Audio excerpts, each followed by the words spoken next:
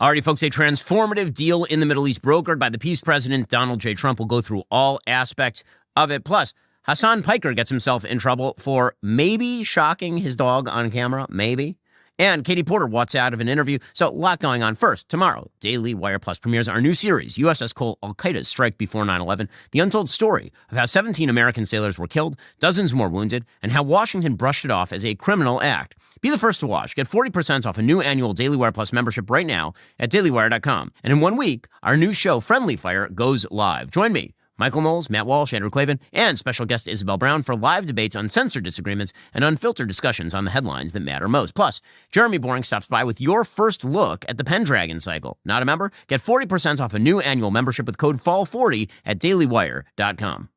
Well, President Donald J. Trump deserves the Nobel Peace Prize. I mean, this was true during his first term when he brokered the Abraham Accords. It's even more true today. The President of the United States has brokered a Phase 1 deal between Israel and Hamas with the support of legitimately everybody in the region and all the countries all over Europe as well, in favor of the full-scale release of 20 living hostages who have been kept in solitude, in tunnels, starved, for 2 years at this point, since October 7th, 2023. And the president deserves full marks for this.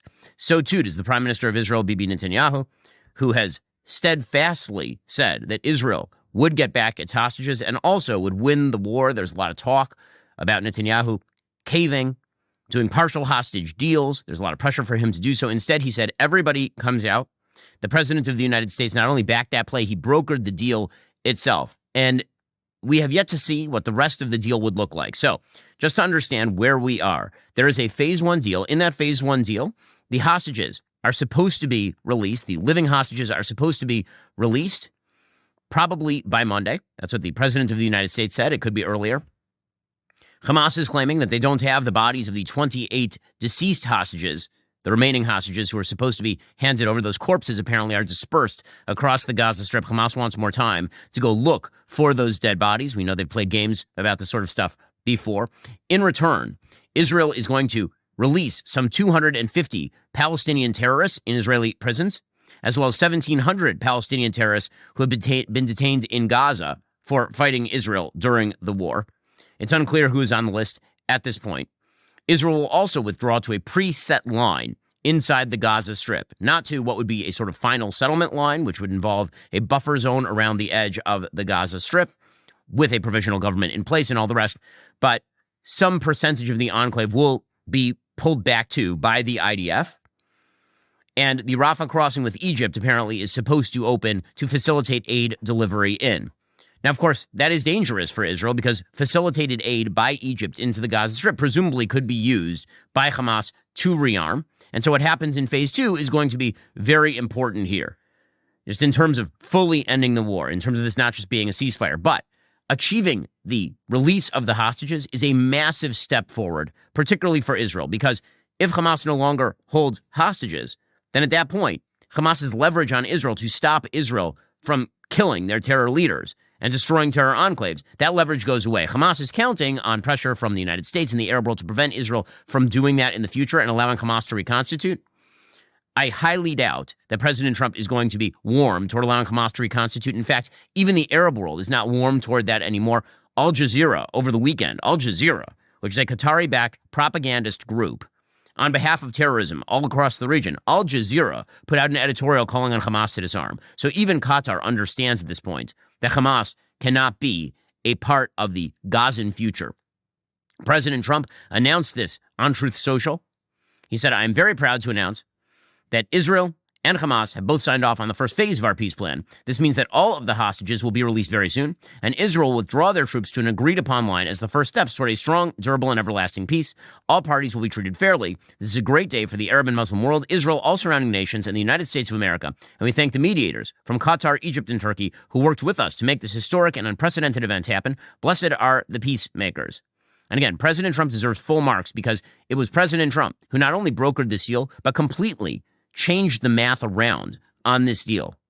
In terms of public relations, obviously, Israel's been subjected to 2 years of full-scale legacy media lies, TikTok lies, social media lies. There were claims that Israel was committing a genocide within literally the first week of the war, and those claims only escalated thanks to the virality of the claims and the repetition in the legacy media of those claims, which were never true the entire war. But there's no question that Israel suffered a lot in terms of public relations to the point where there are nations moving to isolate Israel, up to and including trying to preliminarily declare a Palestinian state with no government, no borders, and no responsibility for their own citizens. President Trump shifted that around. President Trump took a look at the situation and he said, listen, we're going to get to a deal now. And then he put pressure in the right places. He offered carrots and he offered sticks.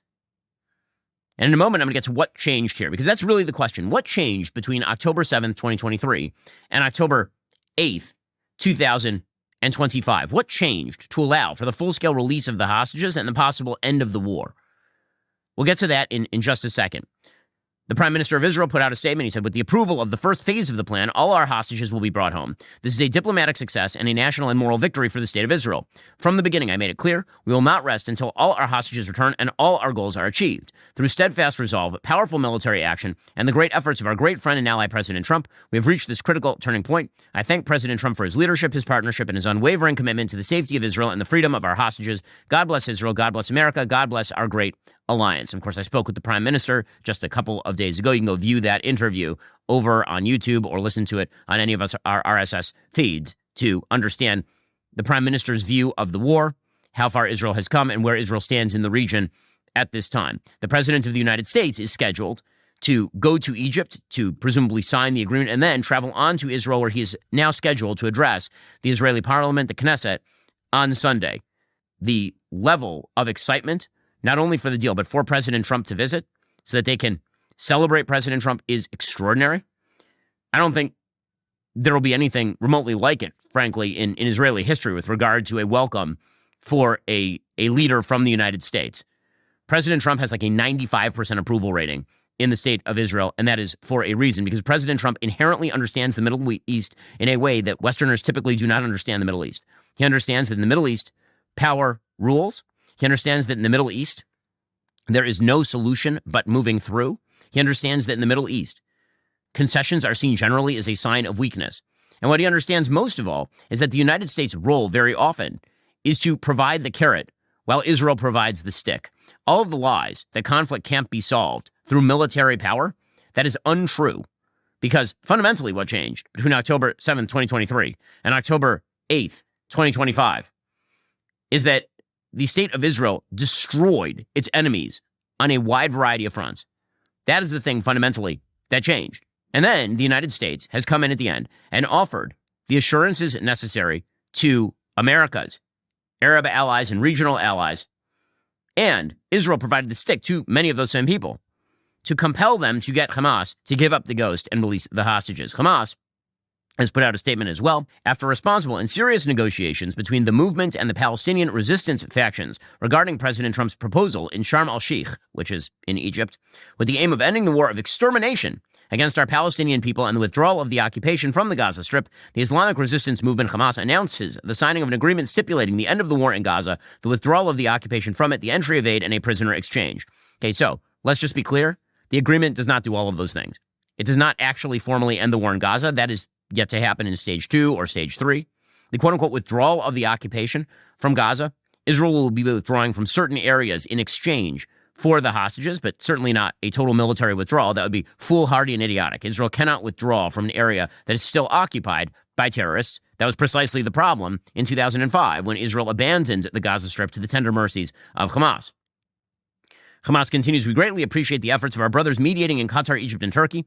We also appreciate the efforts of U.S. President Donald Trump, who seeks to bring about a final end to the war and the complete withdrawal of the occupation from the Gaza Strip.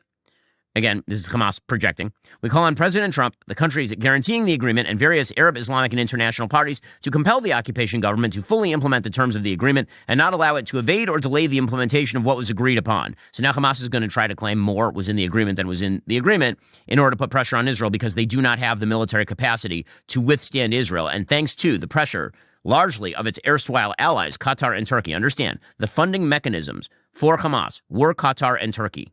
When those went away, then Hamas was isolated. And at that point, all they basically have left is verbiage. And then Hamas continues, we salute our great people in the Gaza Strip, in Jerusalem, and in the West Bank, both inside the homeland and abroad, who have demonstrated unprecedented pride, heroism, and honor in confronting the fascist occupation's plans directed against them and their national rights. Again, hilarious to hear Hamas, an actual fascist, genocidal, invading force, talking about Israel, a democracy, as a fascist occupation. The sacrifices of our people were not in vain. Yes, they not only were they in vain, the quote-unquote sacrifices of Hamas, it was the worst own goal in the history of the Middle East. What Hamas did is the worst own goal in the history of the Middle East. In a moment, we'll get into what changed here. What actually are the conditions that led to this breakthrough? First, let me be blunt. Gold is up around 40% this year. Some of us warned you this was going to happen. That's not speculation. That's reality. If a portion of your savings isn't diversified into gold, you missed the boat, but you don't have to miss the boat in the future because here's the thing. Inflation is still too high. The U.S. dollar is still too weak. Government debt is insurmountable. This is why central banks have been flocking to gold. They're the ones driving prices up to record highs, but it's not too late. I recently bought more gold myself from Birch Gold Group. You can get in the door right now. Birch Gold will help you convert an existing IRA or 401k into a tax-sheltered IRA in gold. You don't pay a dime out of pocket. Just text BEN to 989898 and claim your free info kit. There's no obligation, just useful information. Facts don't care about your feelings. The fact is, gold has been a safe haven for millennia. What else can say that? Text BEN to 989898 right now. Claim your free info kit on gold. That's BEN to 989898. They make the entire process incredibly easy. I called them up. I asked a bunch of questions. They gave me straight answers. And then I ordered the gold, and now it's sitting in my safe. It can be that easy for you as well. Text BEN to 989898 to get started with my friends over at Birch Gold. Protect your future today with my friends over at Birch Gold. Also, these days, everything feels pretty expensive, whether it's a quick trip to the grocery store or grabbing takeout. It's easy to brace for a higher price than what you actually pay. In fact, many people do the same with life insurance. 72% of Americans overestimate how much it really costs. That's where Policygenius comes in, making it fast, simple, and surprisingly affordable to get covered so your loved ones have a financial safety net. See if Policygenius can help you find 20-year life insurance policies starting at just $276 a year for $1 million in coverage. Shopping for life insurance, it can feel overwhelming, but Policygenius makes the whole process simple and stress-free. In just a few clicks, you can compare quotes from top insurers across the country to find coverage that actually fits your needs and your budget. Their team of licensed agents is there every single step of the way, answering questions, handling paperwork, even advocating for you so you won't have to worry about the fine print. Instead of leaving you guessing, Policygenius lays out your options clearly, coverage amounts, prices, and terms, so you can make a confident choice. And with thousands of 5-star reviews on Google and Trustpilot, it's no wonder Policygenius is trusted as the nation's leading online insurance marketplace for people looking to protect their families. You need life insurance. It's just that simple. The one thing you know is that eventually you will die. I know it's a dark thought, but you want to make sure your family's protected. Policygenius makes that happen by securing your family's future. Head on over to policygenius.com/Shapiro to compare life insurance quotes from top companies. See how much you could save. That's policygenius.com/Shapiro. President Trump did an interview with Sean Hannity last night in which he explained that it's been an amazing period of time that he's mobilized the entire world. He said it's been great for everyone. It's a great honor to be involved in it. We had some tremendous help, as you know, with everybody from Steve Witkoff and Jared Kushner and Marco, and we had everybody. JD, the whole group was just amazing, and the military was, as you know, very instrumental in getting this done. We have a great military with great leadership.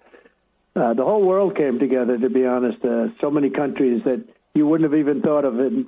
They came together. The world has come together around this deal. And that's something I would say that without that wouldn't happen. So many countries that you wouldn't have thought of have wired their best wishes and their commitment to do whatever is necessary. The countries surrounding have all signed. I mean, they're all signed up, and it's been really an amazing period of time, and so great for Israel, so great for Muslims, for the Arab countries. And so great for this country, for the United States of America, and that we could be involved in, making a deal like this happen, because it was, many years they talked about peace in the Middle East. This is more than Gaza. This is peace in the Middle East, and it's an incredible thing. Well, again, President Trump sees this as the opening to a broader peace in the Middle East. This is just the beginning, because once this war is over, then there is seriously the possibility of a bunch of Abraham Accords happening, including Saudi Arabia, including places like Indonesia, places that are not necessarily even in the region. There's no question the President of the United States deserves the Nobel Peace Prize. I mean, who else is going to get it? Greta Thunberg? If anyone but President Trump receives the Nobel Peace Prize this year, then it just demonstrates, it's already been demonstrated over and over what a complete bleep show the Nobel Committee is. But if they don't give him the Peace Prize, then it just demonstrates full scale how ridiculous they are. Barack Obama received one for being alive and breathing and being elected president of the United States. Yasser Arafat received a Nobel Peace Prize, the arch terror master. Donald Trump, if you can't give him the Nobel Peace Prize, honest to God, I disband the committee at this point. President Trump announced that the hostages will be released soon. He said at the very latest by Monday. My understanding is that the live hostages will be released before then. The only question is about the corpses of the hostages who were murdered by Hamas. The big thing is hostages are going to be released. It's probably our time would be probably Monday, and they're a terrible situation. They're deep in the earth, and they're being gotten, and a lot of things are happening right now as we speak. So much is happening to get the hostages freed, and we think they'll all be coming back on Monday. So it looks like that's the thing, and that'll include the bodies of the dead. Okay, so again, that is obviously huge news. Everybody here in Israel right now, and again, I came to Israel for the Jewish holidays. Everybody here in Israel is at the very least relieved, and I would say the overwhelming feeling is ecstatic to get the hostages home. This has been the main issue that has been driving internal dissent and debate inside of Israel. There's unity against Hamas, and there has been since October 7th, but there has been a lot of roiling inside of Israel about the status of the hostages, what can be done to free them. President Trump said it's not just going to end with the hostage release. Gaza will end up a safer place. And this is where what happens in stage 2, stage 3, that's where that matters. Hamas cannot remain in charge, obviously, of the Gaza Strip. Hamas does have to be disarmed. Some sort of provisional authority, we would hope under Tony Blair or someone like that, would have to take place. The place needs to be made safe. And then investment dollars that go in will be used to actually build things as opposed to terror tunnels and rockets, which is what Hamas spent all the money on for the last 20 years or so. Here's President Trump talking about the future of Gaza. Well, Gaza is going to be a peaceful, much safer place. Obviously, it's been blown to pieces, and this is just not by Israel. This is over years and years and years. It's been heartache for many years. A lot of people say this is a deal for 3,000 years. So whether you say 500, because some people say 500 based on events, but other people say this is something historic for 3,000 years. There's nothing ever going to be bigger than this. And so Gaza, we believe, is going to be a much safer place, and it's going to be a place that reconstructs, and other countries in the area will help it reconstruct because they have tremendous amounts of wealth, and they want to see that happen. And we'll be involved in helping them make it successful and helping it stay peaceful, but I think it's going to be peaceful. I think, again, the Iran situation was very important, doing what we had to do, which was, again, 22 years. It was planned to be done, and no other president wanted to do it or whatever, for whatever reason, but they didn't do it.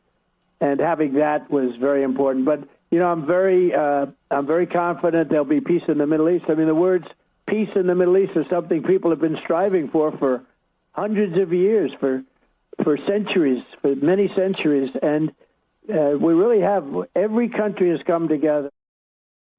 Okay, so again, what happens next in Gaza is going to matter an awful lot, and that will require some oversight because Gazans apparently were in the streets celebrating the deal. Anytime there's a ceasefire, there's a celebration in Gaza because it means that Gaza stops getting walloped, obviously, but it also means a false claim of victory. Apparently, many Gazans were in the street chanting their usual anti-Semitic chant of Khaybar, Khaybar, Ya Yehud, which is a celebration of a passage in the Quran in which Muhammad wipes out a Jewish city, essentially. So, again, the idea that the Palestinians would suddenly become moderate, it was not true in the first place. It is still not true. What happens next is what has to happen in every area that is rife with crime and violence and genocidal thought, which is it has to be made quiet.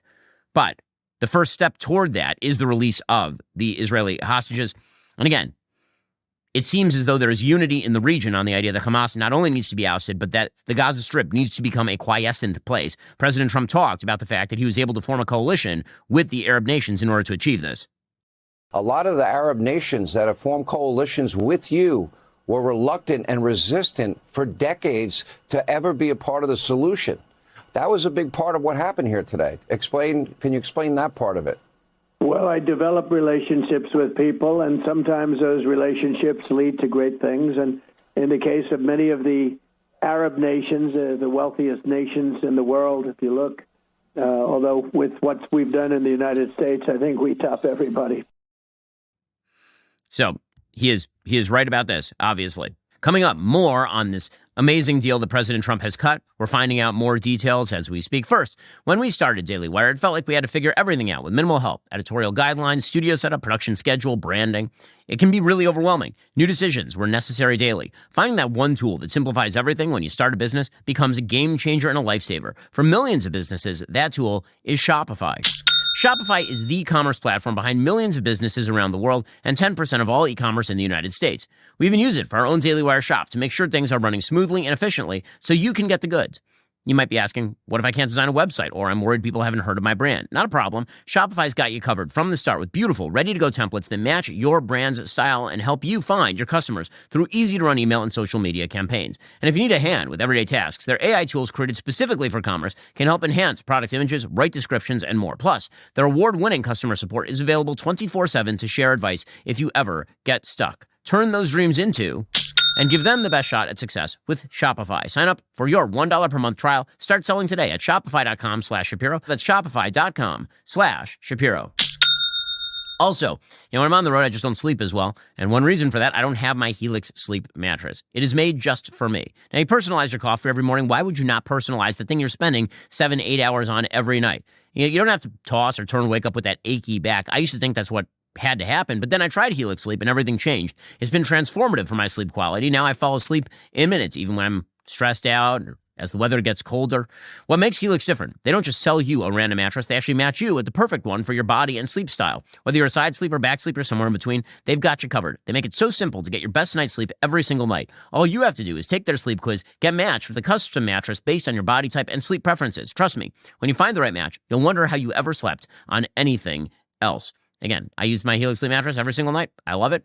I have relatives who've gotten Helix Sleep as well because it's just that good right now. Helix is offering a great sale, 27% off site-wide. Visit helixsleep.com/Ben. Get 27% off. That's helixsleep.com/Ben for 27% off. Make sure you enter our show name after checkout so they know we sent you. Again, just visit helixsleep.com/Ben for this exclusive offer.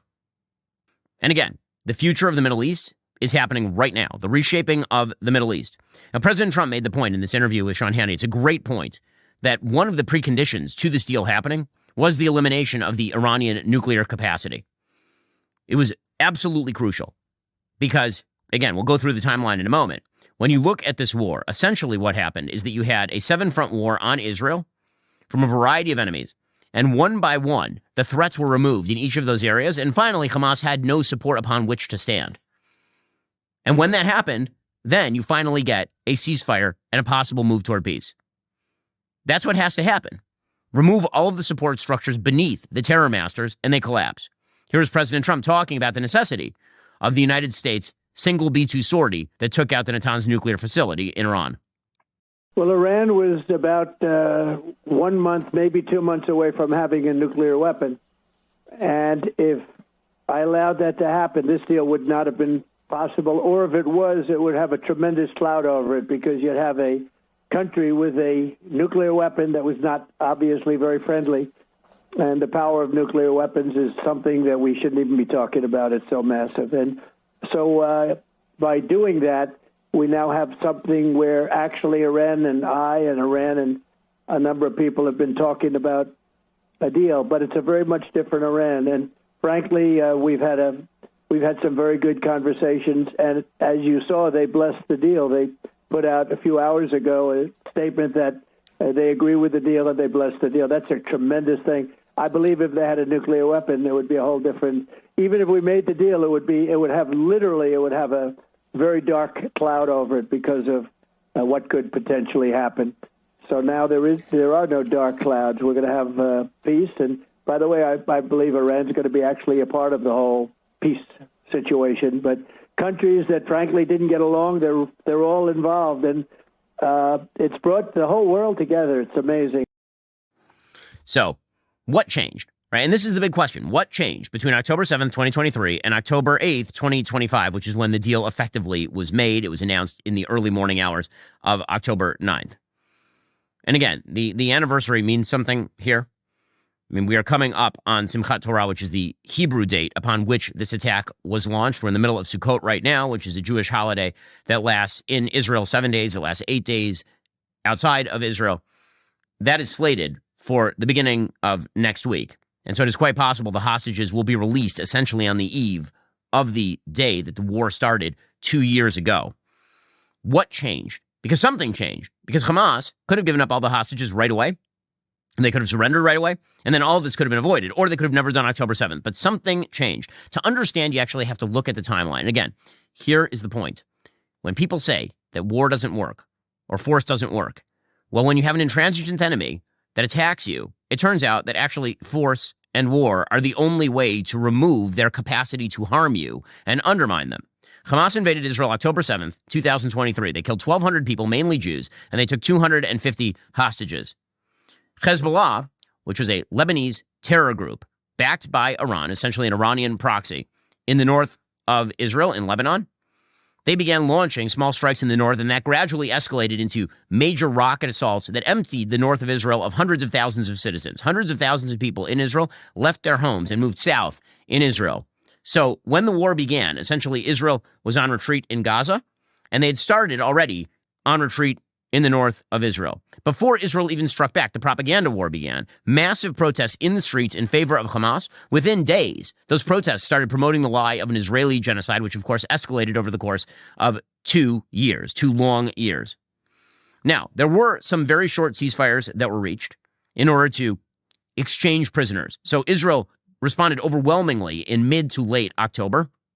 And by early November, a short ceasefire was reached, including a prisoner exchange with 105 hostages released at the time, presumably in an attempt by Hamas to forestall what was to come next. But that ceasefire ended because Hamas was still in place, and Israel was not going to leave the body of terrorists who'd been running the place for 20 years in place. In January 2024, there was another small ceasefire. Some 16 hostages were released. There was another small hostage release in January 2025.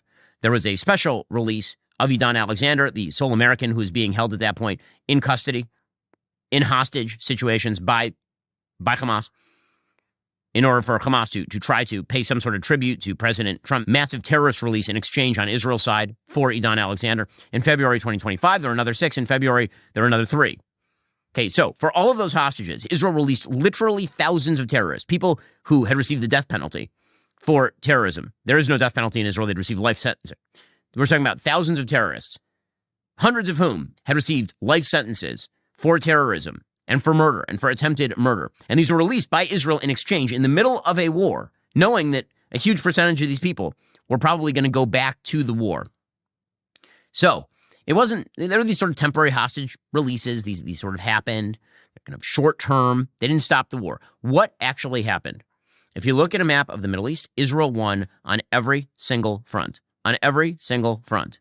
On April 1st, Israel decided it would no longer be allowing Iran to essentially spread its terror tentacles throughout the region, because all the various forces throughout the region that were fighting Israel were backed by Iran. Hamas was backed by Iran. Hamas and Islamic Jihad in the so-called West Bank, Judea and Samaria, backed by Iran. Syria, the Assad regime, was being backed by Hezbollah, which is backed by Iran. Hezbollah in Lebanon was backed by Iran. There were forces in Iraq who were backed by Iran. Iran itself had been attacking Israel, and the Houthis in Yemen had been attacking. They, of course, are supported by Iran. So Israel began defenestrating every single one of these pillars. So on April 1st, 2024, Israel killed 2 top Iranian generals in Damascus, making clear to the Iranians that they would not be allowing Iran to up the ante in places like Syria, that they wouldn't allow another front to open in Syria. In response, Iran fired a few missiles into Israel. Israel then killed Ismail Haniyeh, who is the political leader of Hamas, on July 31st, 2024, in an assassination in Iran. Haniyeh had been living in Qatar. He went to Iran for some sort of big festival on behalf of anti-Semitism and anti-Israeli sentiment, and he was killed in Iran. On September 17th, 2024, Israel opened the front against Hezbollah. So Hezbollah, again, had cleared the entire north of Israel. There was no one living in these areas because of the constant rocket attacks. And Israel launched the single most targeted and brilliant anti-terror campaign in the history of the world, that beeper attack on Hezbollah, where they literally had Hezbollah distributed pagers blow up on the members of Hezbollah with minimal cost to civilians. There will never be no cost to civilians when you're attacking terrorists, but minimal cost, like the single most targeted attack in human history. Days later, Israel entered Lebanon to clear the south of Hezbollah and slammed Hezbollah targets throughout the country. On September 27th, 2024, they killed the charismatic leader of Hezbollah, Hassan Nasrallah. They bombed him into the ground, literally into the ground. He was in a bunker underneath a building, and they hit the building with a bunch of 10,000-pound bombs and killed Nasrallah. That prompted Iran, who again had supported Nasrallah and Hezbollah, to fire a few more missiles into Israel. Just a couple of weeks after that, Israel killed Yahya Sinwar, who was the mastermind of October 7th and the military leader of Hamas. They had also killed Mohammed Daif, who was the military leader of Hamas in the Gaza Strip. Thanks to the defenestration of Hezbollah, Bashar al-Assad fell in Syria because he did not have the support of Hezbollah. He was not, in fact, toppled by the Israelis. He was, in fact, toppled by the Turks. The Turks backed a terrorist group called HTS, which ran down from the north of Syria and basically just took Damascus. So Assad fell as a result of him lacking the support base of Hezbollah. And then, of course, June 12th, 2025, Israel began attacking Iran's nuclear infrastructure, launching the famed 12-day war that ended with President Trump giving the order to destroy the Iranian nuclear facility at Natanz. On September 9th, 2025, Israel attacked Hamas in Qatar. So, what changed here? What changed as I give you that very sort of truncated timeline? One, Israel dominated its opponents. Israel did not cut peace deals in which it gave concessions to a bunch of terrorists. Instead, Israel dominated its opponents. It dominated them in the south, in the Gaza Strip. It dominated them in the north with Hezbollah. It dominated them in Iran. It dominated its opponents. Second, President Donald J. Trump happened. So in 2024, Israel did extraordinarily heavy work. Again, go back to that timeline. They killed Haniya in Iran in 2024 while Joe Biden was president. They killed Hassan Nasrallah while Joe Biden was president. They killed Yahya Sinwar while Joe Biden was president. But the pressure from Joe Biden gave life to Hamas.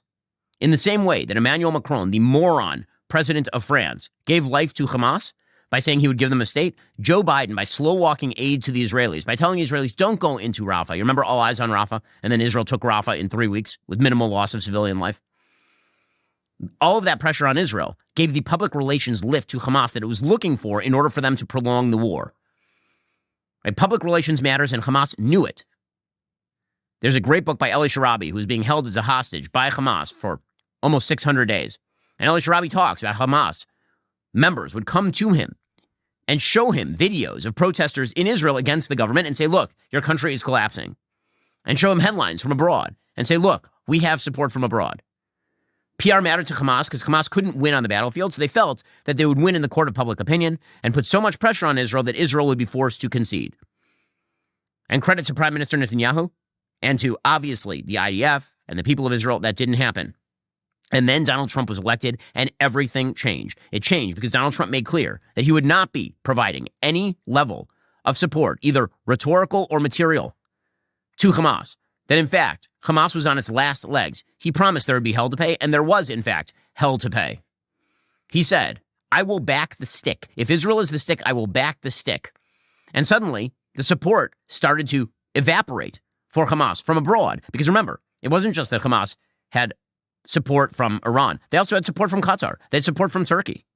They had support from erstwhile American allies, who we've been told are our greatest allies in the region by some. And those greatest allies in the region were supporting Hamas. They were hosting their top people. They were sending material support to these places. When Hamas members get injured and get shipped out, they go to Turkey. Okay, so all of the setup was here. And then something happened in the last few weeks. And the thing that happened in the last few weeks, there are really two things. One, Israel struck at the Hamas leadership in Qatar. Now, on the one hand, it was a failed strike. They didn't kill the Hamas leadership in Qatar. But the message of the Qatar strike was very clear that Israel, if not held back by the United States, would in fact strike Hamas anywhere, including in Qatar. And President Trump, being actually truly good at this, like really, really good at this, then came in and offered the carrot. So Israel made clear that there was a stick. The stick was that they would strike anywhere, that if pressed to the mat, Israel would strike Hamas anywhere. They would strike terrorists anywhere. That was the stick. President Trump then came in, and he offered security assurances to Qatar and F-35s to Turkey. And that was the carrot. But the carrot came along with the string. And the string was, if you want those security assurances, you need to force Hamas to give up the hostages. Now, I should point out at this point that if that's true, then the single biggest blunder of this entire war was Joe Biden not saying to Qatar on October 8th, you guys, your support structure from the United States goes away unless you force the release. If, in fact, Qatar and Turkey had the power to make Hamas give up the ghost, the fact that they have not done so for 2 years tells you something. Okay, so that is one big thing that happened. That strike against Hamas in Qatar that acted as a stick toward Qatar and toward Turkey. And then the president of the United States coming in the back door and saying, no more strikes in Qatar, security assurances to Qatar, maybe F-35s to Turkey. That's the carrot, but only if we all get on the same page that Hamas cannot rule the Gaza Strip. And finally, the IDF doing, again, just unbelievable, extraordinary work, truly, sweeping through Gaza City. So again, there was this talk that Israel would never be able to take Gaza City. It was impossible. It would be impossible for them to take Gaza City. What prompted the end of the war was that every single layer of support that Hamas had evaporated. It went away. Their PR support went away the minute that President Trump swiveled on Hamas and forced Qatar and Turkey to do the same. Their support from Qatar and Turkey went away because President Trump forced Qatar and Turkey to the mat. Their military support had already gone away because Israel had destroyed it. Their support from Iran went away because Iran can't even get water to its own citizens in Tehran. And its nuclear program is in ruins. Their support went away from Hezbollah. It's gone. The only ones left standing at this point are the Houthis, and the Houthis basically have some long-range missiles that mostly get shot down by Israel's aero system. And then finally, Israel made clear that they were probably 2 weeks away from complete military dominance over Gaza City, which was the only area of the Gaza Strip that was not under full Israeli military control. And it became clearer and clearer that the cordon was closing, and then Hamas gave up the ghost. That's what changed here. That's what changed here. And so, obviously, President Trump deserves all the credit in the world for holding the line, for understanding the incentive structures in the Middle East, for understanding that, yes, the only way to defeat terrorism is to destroy the terrorists and then remove all of their support structures in terms of finance, in terms of materiel, in terms of PR. President Trump understood that. Huge credit to the Prime Minister of Israel, Netanyahu, who stood up to Joe Biden, as Joe Biden pressed him and pressed him and pressed him to lose the war in order to gain some sort of kind words from a feeble old man, incapable of actually making the strong moves necessary to end the war. And full credit, most of all, to the IDF and the IAF and everybody in Israel who has done unbelievable work for 2 years, sacrificing sons and brothers and daughters and mothers, sacrificing not only lives but livelihoods for 2 long years in order to defeat their opposition. Huge credit to them. And of course, credit to the United States Air Force for the bombing of Natanz. So, good things only happen when strong men do the right thing. President Donald J. Trump is a strong man who did the right thing. He is a peacemaker because, again, he said this during that campaign to me. He said it over and over. Peace through strength. Not peace through weakness. Not peace through concession. Not peace through resolutions at the UN. Peace through strength. Peace through strength works. And again, we're not at the end of this thing. It's unclear what happens next. But if those principles are held to, if everybody holds the line, then maybe Gaza becomes a better place. Maybe Gaza actually becomes a place where people want to live, where funding can go safely, where people can build things and have good lives, where people who don't want to have those good lives are swept away. Maybe that's what Gaza becomes. If not, then essentially Gaza will become like Jenin or Nablus. Those are areas of the so-called West Bank and Judea and Samaria in which Israel has military overwatch in order to prevent terrorist attacks against itself. But one thing is absolutely clear. In the face of genocidal terror, the answer is not concession. The answer is not legitimization. The answer is not rationalization. The answer is destruction and removal of the support bases that these evil people rely upon to continue a war that not only killed 1,200 Israelis on October 7th and took 250 hostage and resulted in the death of another 1,000 Israelis and the wounding of thousands more Israelis over the course of this war, but subjected the people of Gaza to ruin. That was all on Hamas. All of it. Hamas could have done what it did today. Hamas could have done all of it by never starting this war in the first place. And they could have done it the day after starting the war. But instead, they decided they would put the entire world and Palestinians and Israelis through misery and through hell. And the result is precisely the opposite of what they sought to achieve. A stronger Israel, a militarily powerful Israel, a far more united Israel, an Israel that looks like it's about to make peace with a bunch of its neighbors, a more powerful United States, because Hamas hates the United States as well, a United States with Donald J. Trump in charge. Make no mistake, the Hamas assault on Israel played a major, not a minor, a major role in the last election cycle, because it was all of the radicals on campus deciding that they were going to go make asses of themselves. That drove many Americans to say any left that is okay with this cannot be given power. So, again, historic own goal by the people of Hamas. And again, congratulations to Israel and the United States. Congratulations to the people of Gaza who wish for peace. Congratulations to Prime Minister Netanyahu. Congratulations to and credit, again, to the great peacemaker, Donald J. Trump. Congratulations to the Prime Minister of Israel. It is a very, very good day, as the president said, a very historic day.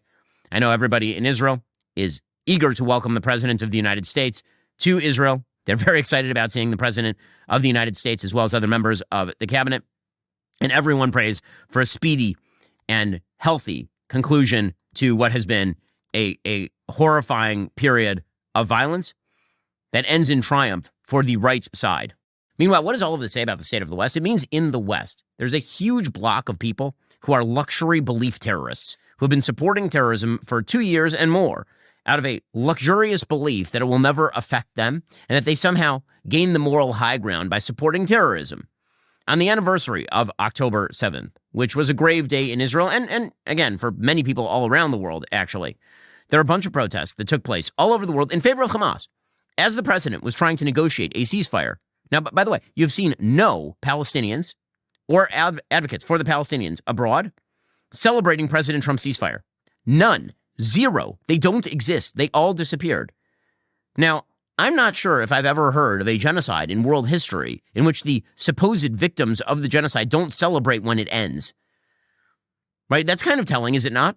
Shouldn't there be hundreds of thousands of these people in the streets celebrating Donald Trump for ending the war, for getting to a ceasefire, for stopping the carnage? Shouldn't they be celebrating? But they're not. Where are they? Why did they disappear? Because they didn't give a the entire time about the Palestinians. They didn't care about them at all. It was all just a weapon against Israel. Because if they were truly concerned about the cost of war, they would be happy when it ends. Instead, they were protesting for the war to effectively continue on October 7th. Here was ABC News admitting that there was violence at pro-Palestinian protests on the second anniversary of October 7th. This is ABC's Good Morning America. Demonstrators marked 2 years of war since the October 7th Hamas attack on Israel. And in Boston, there were clashes with police. Boston police said 13 pro-Palestinian demonstrators were arrested. Several officers were injured. A march from Boston Common called Students for Justice in Palestine spilled into the street there, blocking traffic. The crowd waving Palestinian flags, throwing red-colored powder into the air.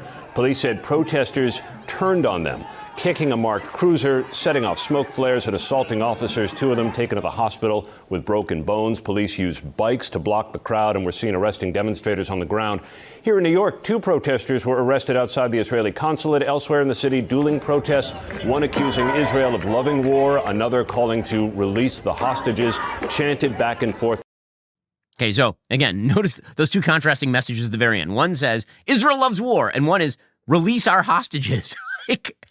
The moral imbalance there is pretty amazing. And who are these people? They're a bunch of left-wing scavengers, college students with sociology degrees who have decided they're going to stand with terrorism and stand with evil because their civilization is to blame for all the problems on Earth. This is why you had protesters on October 7th shouting, globalize the Intifada. And let's not make any mistake. Zohran Mamdani, the mayoral candidate in New York, put out a statement on October 7th. And it is perfect. It's letter perfect for what he is, which is a pro-terror radical. Quote, 2 years ago today, Hamas carried out a horrific war crime, killing more than 1,100 Israelis and kidnapping 250 more. I mourn these lives and pray for the safe return of every hostage still held and for every family whose lives were torn apart by these atrocities.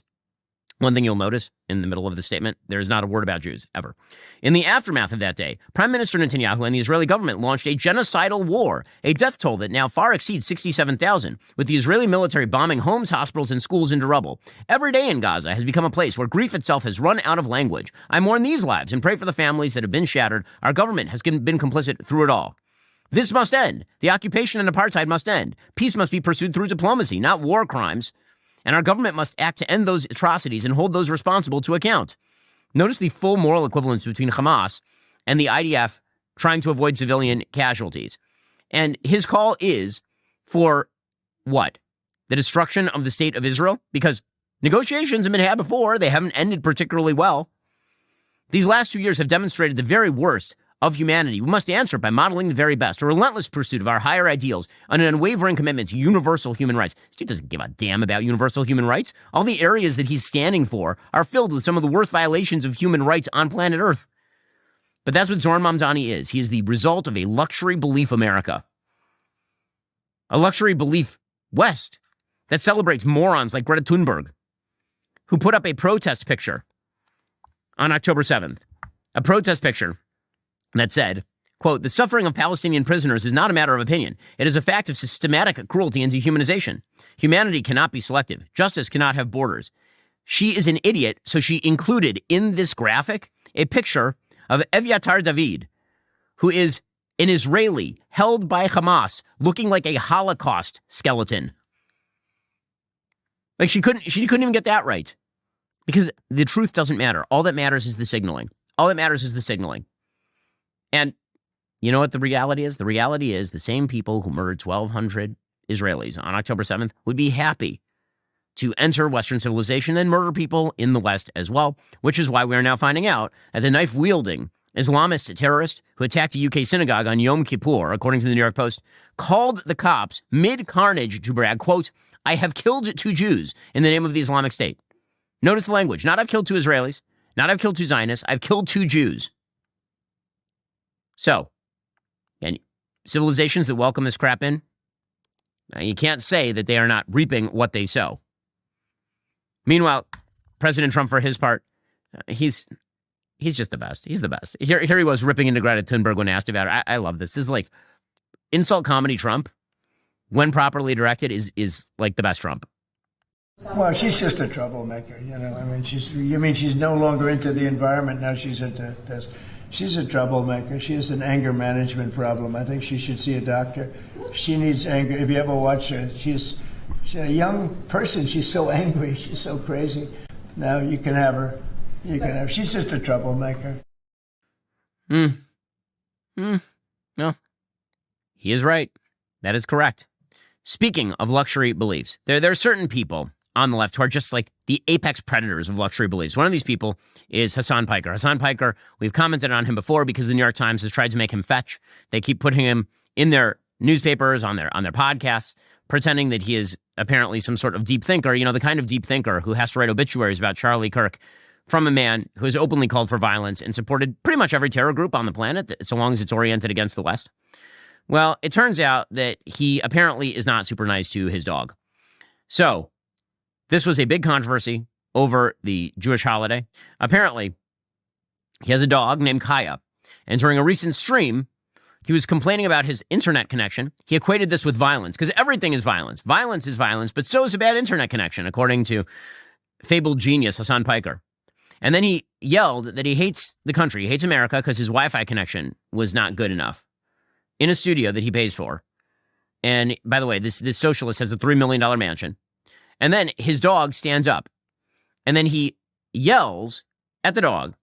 And then he appears to be reaching for something, and the dog yelps. And then he yells at the dog again, and then blames his mom for spoiling her. So this led to the supposition that he had remote shocked his dog to get the dog to go back in place. If you can't see this, the dog is doing nothing. Now, listen, I have a dog. Okay, our dog's name is Happy. He's a very cute dog. My kids love the dog more than I do. My wife loves the dog more than I do. I'm not like a huge dog person. You cannot treat an animal this way. That's ridiculous. That's just ridiculous. Like, I'm not a warm and fuzzy guy with the dog. I would never treat our dog this way. Not in a million years would I treat our dog this way. Like, the dog isn't peeing on him. The dog isn't crapping on the carpet. The dog literally gets up and moves a foot, and he starts yelling at the dog and then reaches for something, and the dog yelps. Now, I know my dog. My dog does not yelp for no reason. Dogs don't just generally, like, yelp. especially a calm dog like this dog. This dog appears to be generally a pretty calm dog. Apparently he's on the stream a lot. So it's not like he's getting up and yelping all the time. He's not like a yappy dog. Now, as I say, I have a dog, but I'm not an expert on dogs, and thus I have asked an actual expert, our sponsors over at Comet, which is a project of Perplexity, do house dogs normally yelp if they are yelled at, but not zapped with an electronic collar, or do they generally yelp when hit with a jolt? And here is what Comet tells me, quote, house dogs do not usually yelp simply from being yelled at. Their yelping response primarily occurs in situations where they experience sudden pain, significant surprise, or intense fear. Most dogs yelp when they are hit with a jolt from an electronic shock collar, as shocks can be painful or highly startling, especially if the collar intensity is high or the dog is sensitive. Dogs may cower, show submissive body language, or appear frightened when yelled at, but outright yelping is uncommon and typically only occurs if the yell deeply startles or scares them. Electronic collars often cause dogs to yelp due to the physical discomfort or pain of the electrical stimulus. So, I'm not kind of believing Hasan's defense here. So here's the footage. Okay? It's the same reason as to why America, Kaya, please just just stop. Okay, the dog yelps and like jumps. Jesus Christ, what are you doing? You're being such a baby. I mean, I'm sorry. It's just, this is like, you're making her stressed. She just literally is so incredibly spoiled from my mom. No, she doesn't want to come over here to see what's up. She just wants to roam the house because she got to roam the house when I was gone. And she needs to literally have the same structured, regimented. What a bad person. Truly a bad person. Speaking of whiners, spoiled brats, Hasan Piker, like number one on the list. My goodness. By the way, I mean, this is not the first time he's had some problems with the dog collar. Apparently, and not all that long ago, he had to be chided by somebody on his own show because he kept the collar too tight on his dog. And now it's mainstream. I love her. I think her collar's too tight. Well, it's here we get. You have to be able to get two fingers, and I couldn't even get one. I think you're choking her. She's like, it's she has a lot of neck meat. Aye. So Piker has responded, and then he says, no. It's just a buzz collar. It's not a shock collar. It wasn't set too high. So the dog apparently yelped for no reason. Can I just point out that even if he didn't zap the dog, him yelling at the dog for the great sin of moving while shouting about the violence of the internet makes him one of the most spoiled people in the history of all of humanity? Like, first of all, why is the dog even in the room? Serious question. I've never done a show with an animal in the room because I'm doing a show. And it's not the dog's responsibility not to disturb my show. It's a dog. It's my responsibility to put the dog in a position where the dog can live a normal life. Why is the dog supposed to like perch itself on this 1 foot square desk near Hasan Piker and just sit there for hours while the schmuck utters garbage into a microphone while playing video games? And here he was explaining, he's the victim here, of course. This is the one that people are talking about. Okay, this is the one. This is the one that they saw. It has the capacity to vibrate, and that's it. Are you happy? That's it. Good. There's the AirTag vibrator. It also has a flashlight component to it at nighttime, and it also has a tracker on it when she gets lost. If she were to get lost,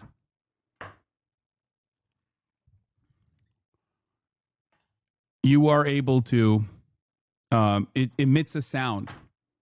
Okay? What a victim he is. Now he has to walk away out of outrage that somebody has pointed out that he's not nice to his dog. I'm sorry, it's your fault. You're a schmuck to your dog, dude. Not my fault. Not anybody else's fault. That's your fault. Again, these luxury communists, luxury communism from these people. Just unbelievable stuff. And again, they will just continue to humor the worst among them. Tim Kaine, the senator who was almost vice president. Remember that time that he ran for vice president? You didn't, did you? He was the guy who was on Hillary Clinton's ticket. I know you've forgotten about him already. Well, he's out there defending the Virginia Attorney General candidate, Jay Jones. You know, the one who said that he wanted to shoot his political opponents and called his opponents' kids little fascists. And here's Tim Kaine defending him. Do you think Jay Jones should drop out of the race in Virginia? Jay has apologized. The statements that he made were indefensible, but I've known Jay Jones for 25 years. I think those statements were not in character, and he has apologized. I wish other people in public life would sincerely apologize for stuff. So, no, I still am a supporter. Yeah, unreal. Just well done. Well done. It's easy to be a Democrat these days. It truly is, because there are really no moral barriers you are not willing to cross on behalf of your ideology. And what that does lead to at a certain point is just being spoiled. Katie Porter, speaking of spoiled people. Now, listen, I've walked out of interviews. It was a bad idea.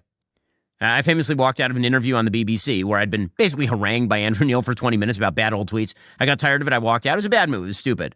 But Katie Porter walked out of an interview. This is the congresswoman from California running for governor. She walked out of an interview because someone asked her how she was going to win Republicans in a gubernatorial race. She was not being harassed in any way. She just doesn't like answering basic questions. Pretty incredible stuff. What do you say to the 40% of California voters who you'll need in order to win, who voted for Trump? How would I need them in order to win, man? Well, unless you think you're going to get 60% of the vote. You think you'll get 60%. Everybody who did not vote for Trump will vote for you. That's what you're saying. In a general election, yes. If it is me versus a Republican, I think that I will win the people who did not vote for Trump. What if it's you versus another Democrat? I don't intend that to be the case. Well, to those voters. Okay, so you... I don't want to keep doing this. I'm going to call it. Okay. Thank you. You're not going to do the interview with us? Nope, not like this. I'm not. Not with 7 follow-ups to every single question you ask. Every other candidate has answered. I don't care. I don't care. I want to have a pleasant, positive conversation in which you ask me about every issue on this list. And if every question you're going to make up a follow-up question, then we're never going to get there. Ms. And Porter, we're just going to circle around. I am an investigative I have never reporter. had to do this before, ever.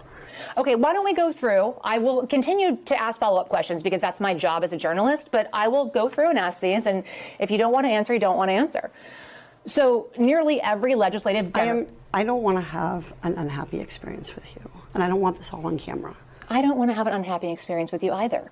I would love to continue to ask these questions so that we can show our viewers what every candidate feels about every one of these issues that they care about. Wow. And then she gets up and she leaves. Like, just continues along. And then it turns into a fist fight. Katie Porter, this is what happens when you're not used to being asked difficult questions ever. Well done. Speaking of spoiled brats with luxury beliefs, the slogan of the Democratic Party at this point. Alrighty, folks, the show continues for our members right now. We'll get into the government shutdown, which continues apace. Remember, in order to watch, you have to be a member. If you're not a member, become a member. Use code Shapiro at checkout for 2 months free on all annual plans. Click that link in the description and join us.